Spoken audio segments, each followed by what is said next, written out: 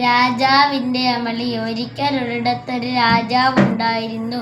രാജാവിൻ്റെ ഒരു പിറന്നാൾ ദിവസം അദ്ദേഹം എല്ലാവരെയും കൊട്ടാരത്തിലേക്ക് വിരുന്നിന് ക്ഷണിച്ചു. വിരുന്നിന് ശേഷം അദ്ദേഹം ഒരു കാര്യം പറഞ്ഞു. ഇന്നത്തെ ദിവസം നിങ്ങൾക്കൊക്കെ എന്തെങ്കിലും ആഗ്രഹമുണ്ടെങ്കിൽ അത് ഞാൻ സാധിച്ചു തരും.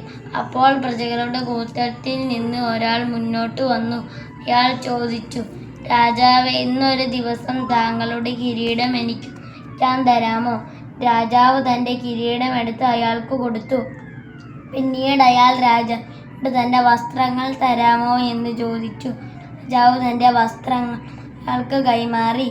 പിന്നീട് അയാൾ രാജാവിനോട് സിംഹാസനത്തിൽ ഇരുത്താമോ എന്ന് ചോദിച്ചു. രാജാവ് സിംഹാസനം അയാൾക്കായി ഒഴിഞ്ഞു കൊടുത്തു. അതിനുശേഷം അയാൾ രാജാവിനോട്